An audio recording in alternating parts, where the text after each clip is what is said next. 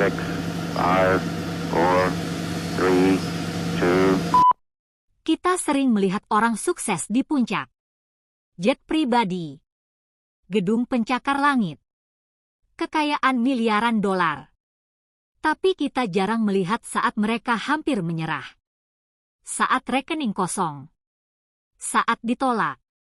Saat dipecat. Saat dunia berkata, kamu gagal. Video ini bukan tentang kekayaan.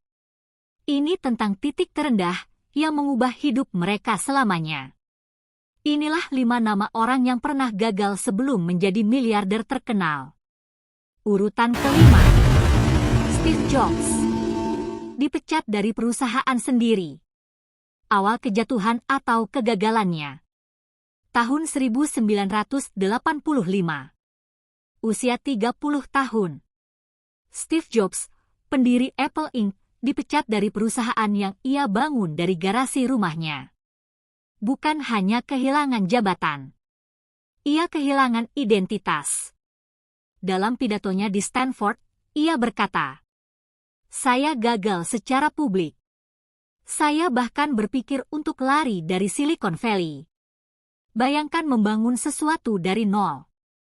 Lalu diusir dari dalamnya." Ia merasa malu. Merasa kosong. Awal dari kebangkitan. Namun justru dalam kekosongan itu, ia menemukan kebebasan. Ia mendirikan Next. Secara finansial tidak terlalu sukses. Tapi teknologi Next kelak menyelamatkan Apple. Ia juga membeli studio animasi kecil bernama Pixar.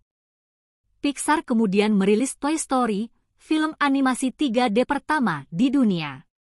Tahun 1997, Apple hampir bangkrut. Mereka memanggilnya kembali. Ia kembali bukan sebagai korban, tapi sebagai visioner. iMac, iPod, iPhone, dan Apple menjadi salah satu perusahaan paling berharga di dunia. Urutan keempat. Oprah Winfrey. Dari kemiskinan dan trauma menjadi miliarder. Awal mula masa kecil yang gelap. Lahir dalam kemiskinan ekstrim. Mengalami kekerasan sejak kecil. Hamil di usia 14 tahun. Bayinya meninggal. Ketika mulai bekerja sebagai pembaca berita TV, ia dipecat. Alasannya? Terlalu emosional untuk televisi. Banyak orang akan berhenti di situ. Ia memberanikan diri untuk mengubah luka jadi kekuatan. Oprah tidak mencoba menjadi orang lain. Ia memakai emosinya. Ia berbicara dengan empati. Talk show-nya bukan sekadar hiburan. Itu ruang aman bagi jutaan orang. Ia mendirikan Harpo Productions dan membangun kerajaan media sendiri. Ia menjadi miliarder wanita kulit hitam pertama di dunia. Bukan karena ia sempurna, tapi karena ia jujur tentang luka. Urutan ketiga. Elon Musk, yang kita kenal sebagai orang terkaya nomor 1 di dunia. 2008, tahun yang hampir menghancurkan segalanya. Awal mula dari ujung kebangkrutan. Tahun 2008. 3 roket SpaceX gagal. Tesla, Inc. hampir bangkrut. Krisis finansial global. Perceraian.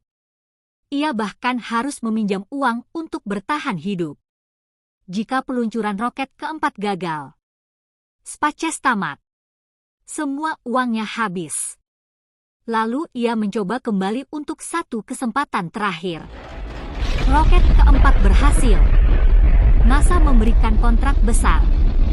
Tesla mendapat investasi darurat. Satu keberhasilan mengubah sejarah. Hari ini ia dikenal sebagai salah satu orang terkaya di dunia. Tapi 2008 hampir menghapus namanya. Urutan kedua. Walt Disney, ia adalah pendiri film yang sering kita tonton di masa kecil, namun dia punya masa lalu yang kelam.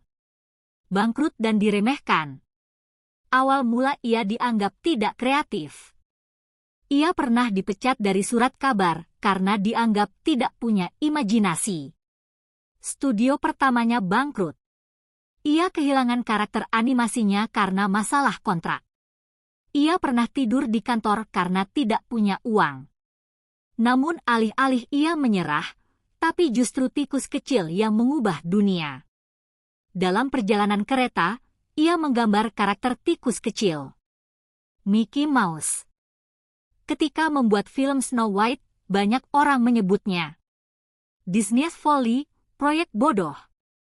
Film itu sukses besar.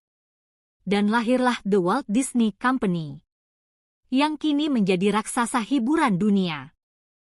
Urutan terakhir dan seseorang yang membuat banyak mata memandang dia menjadi tempat inspirasi dan termotivasi. Dia adalah Jack Ma, yang selalu ditolak sampai 30 kali. Awal penolakan yang bertubi-tubi. Gagal masuk universitas 2 kali. Ditolak 30 pekerjaan. Sempat melamar ke KFC.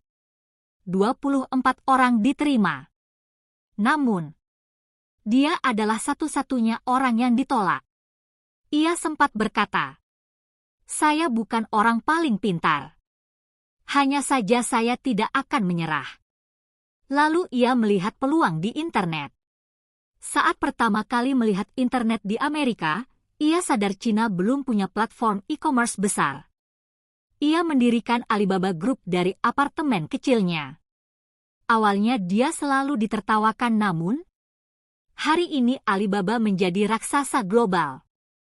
Dan dia membuktikan kepada orang-orang yang memandang ia sebelah mata bisa dibungkam dengan fakta.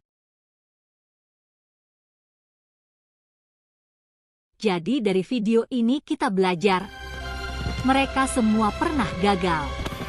Mereka semua pernah diragukan. Mereka semua pernah hampir menyerah. Tapi mereka tidak berhenti. Kekayaan bukan dimulai dari uang. Ia dimulai dari keberanian untuk bangkit satu kali lagi. Saat semua orang berpikir kamu sudah selesai,